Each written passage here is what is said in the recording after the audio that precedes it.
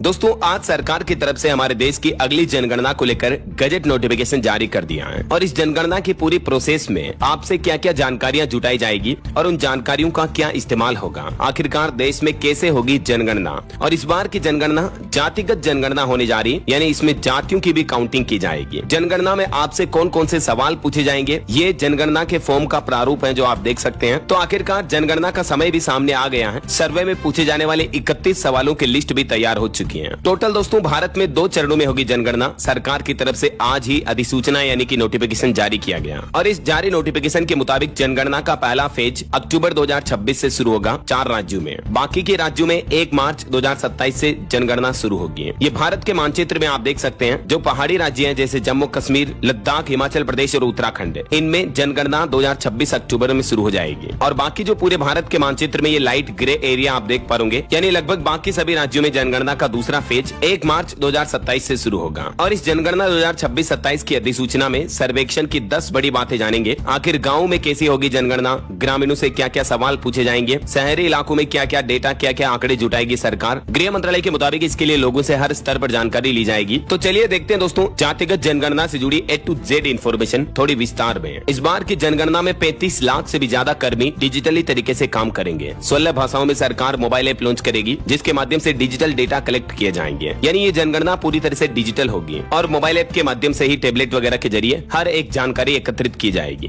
गृह मंत्रालय द्वारा जारी पोस्ट में ये भी बताया गया कि ये जो 16वीं जनगणना है इसमें पहली बार जाति जनगणना भी होगी। 34 लाख तो गणक और सुपरवाइजर होंगे, इसमें 1.25 लाख से भी ज्यादा जनगणना पदाधिकारी होंगे जो कि आधुनिक मोबाइल और डिजिटल उपकरणों के साथ ये कार्य करेंगे। आजादी के बाद ये 8वीं जनगणना होने जा रही है और ये जनगणना भारत की टोटल 16वीं जनगणना है। स्वतंत्र भारत के बाद की 8वीं जनगणना होगी। वैसे तो जनगणना 2020 में ही होनी थी, लेकिन कोरोना काल की वजह से इसको स्थगित कर दिया गया। अब ऐसे में दोस्तों सबसे पहली बात ये है कि इस जनगणना में आपसे क्या क्या जानकारियां ली जाएगी, मतलब क्या क्या सवाल, कौन कौन से सवाल पूछे जाएंगे। तो इससे पहले ये समझ लीजिए कि जाति जनगणना होती क्या है। जातिगत जनगणना का मतलब ये है कि भारत में मौजूद हर जाति के लोगों की अलग अलग वर्गों में गिनती की जाएगी। हर 10 साल में जो सरकार जनगणना करती है हमारे देश में, उसमें पहले जातियों की काउंटिंग नहीं होती थी, लेकिन अब जातियों के हिसाब से वर्गीकरण किया जाएगा। अलग अलग क्लासिफिकेशन होगा जिसमें आपको ये पता चल पाएगा कि हमारे देश में कितने ओबीसी के लोग हैं, कितने SC ST के, कितने जनरल के हैं और कितने अदर कैटेगरी के लोग बाग रहते हैं। ठीक है, अब समझिए जनगणना करने वाले अधिकारी आपसे किस किस तरह के सवाल पूछेंगे। सबसे पहले सवालों की शुरुआत होगी आपके घर से। घर किस तरह से है, आपका घर किस हाल में है, मतलब कच्चा घर है, पक्का घर है, घर में पीने के पानी की क्या व्यवस्था है, नल है, आपने ट्यूबवेल करवा रखा है, ऐसा शौचालय है या नहीं, अगर है तो किस तरह का शौचालय मौजूद है, किचन किस तरह का है और उसमें खाना पकाने के लिए आप कौन सा ईंधन इस्तेमाल करते हो, लकड़ी से चूल्हे पर खाना बनाते हो या LPG गैस सिलेंडर का इस्तेमाल करते हो। घर में किस तरह का वाहन इस्तेमाल किया जाता है, 2 व्हीलर गाड़ी, मोटरसाइकिल, बाइक, 4 व्हीलर कार वगैरह है या नहीं, ये सब बातें भी पूछी जाएगी। आपके घर में फोन, टेलीविजन, इंटरनेट, कंप्यूटर इत्यादि सुविधाएं हैं या नहीं,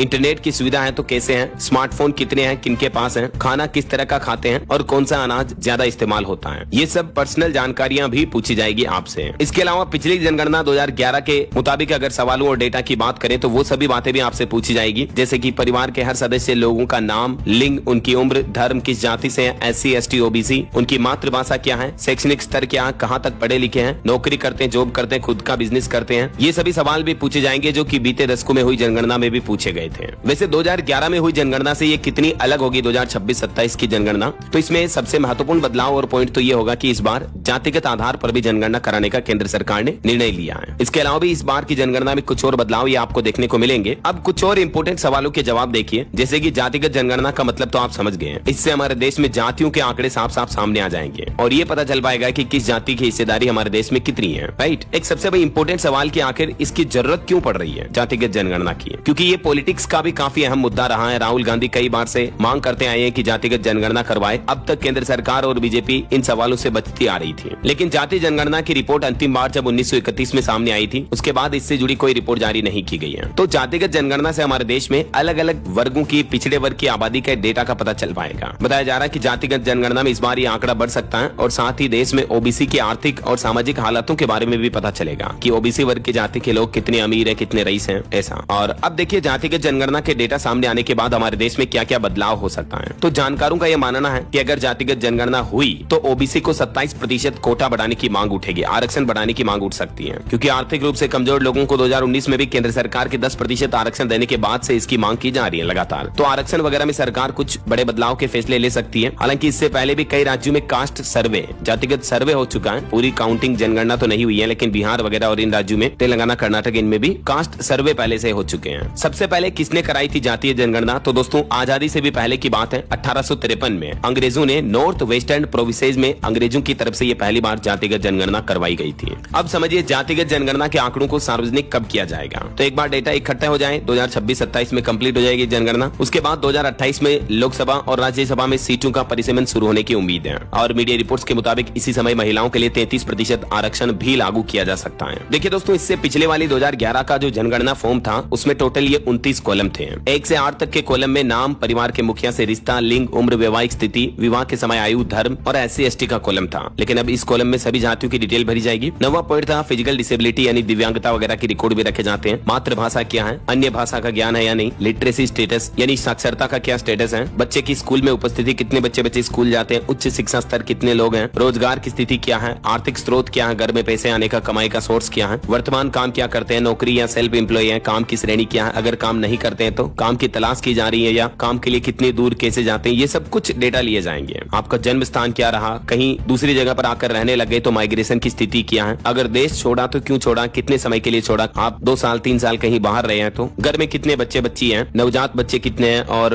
पिछले 1 साल में पैदा हुए बच्चे हैं तो वो बचा या नहीं, मतलब जन्म दर वगैरह पर भी ये डेटा लिए जाएंगे। ठीक है ना। और इसमें सरकार का एक प्लान ये है, जाति जनगणना से पहले कास्ट लिस्ट भी बनाई जाएगी जिसमें सभी राजनीतिक पार्टियों से भी सहमति लेगी सरकार। और ये तो तय है कि SC/ST की जातियों की तो गिनती होगी, लेकिन OBC जातियों पर अभी भी असमंजस है। लेकिन क्योंकि इस बार संपूर्ण जातिगत जनगणना होने जा रही है तो इसमें जाहिर सी बात है OBC जातियों की भी काउंटिंग की जाएगी, है ना। वैसे पहले अंग्रेज हमारे देश में जातिगत जनगणना करवाते थे, लेकिन आजाद भारत के बाद जातिगत जनगणना बंद कर दी गई। ये कुछ हिस्टोरिकल डेटा भी आप देख सकते हैं स्क्रीन पर, थोड़ा सा वीडियो को पॉज करके, है ना। तो यहाँ तक तो आप समझ गए होंगे दोस्तों कि जहाँ तक अगर बात होती है सवालों की तो हर एक डिटेल इन्फॉर्मेशन आपसे ली जाएगी। आपके घर में वॉशरूम कैसा, आटा कौन सा खाते हो, दीवार का पेंट कैसा, मतलब घर की बिल्ड क्वालिटी कैसी है, घर में वाईफाई इंटरनेट है या नहीं, उससे कनेक्टेड कितने डिवाइसेज हैं, दीवार, फर्श, छत कैसी है। टोटल सरकार की तरफ से 30-31 ऐसे सवालों की लिस्ट तैयार की गई है जो आपसे पूछे जाएंगे। परिवार में सामान्य रूप से रहने वाले व्यक्तियों की कुल संख्या कितनी है, परिवार की मुखिया महिला है या पुरुष है, परिवार के पास कुल कितने कमरे हैं घर में, मतलब परिवार में रहने वाले विवाहित जोड़ों की संख्या कितनी है, बाकी मोबाइल फोन की संख्या, cycle, scooter, motorcycle, car, jeep, van वगैरह इन सभी की डिटेल भी पूछी जाएगी। कौन सा अनाज खाते हैं, पीने के पानी की क्या व्यवस्था है, हर एक डिटेल जानकारी जातिगत जनगणना के फॉर्म में भरी जाएगी। ठीक है। और भी ये कुछ सवालों की लिस्ट आप देख सकते हैं जो सवाल आपसे पूछे जाएंगे, डिजिटली रूप से फॉर्म में भरे जाएंगे, मतलब ये सब बातें। और सेंसस 2027 का जो आज नोटिफिकेशन जारी किया सरकार ने भारत की अगली जनगणना का, इससे जुड़े 10 पॉइंट्स भी आप देख सकते हैं स्क्रीन पर। थोड़ा सा वीडियो को पॉज करके देख लीजिएगा। तो ये दोस्तों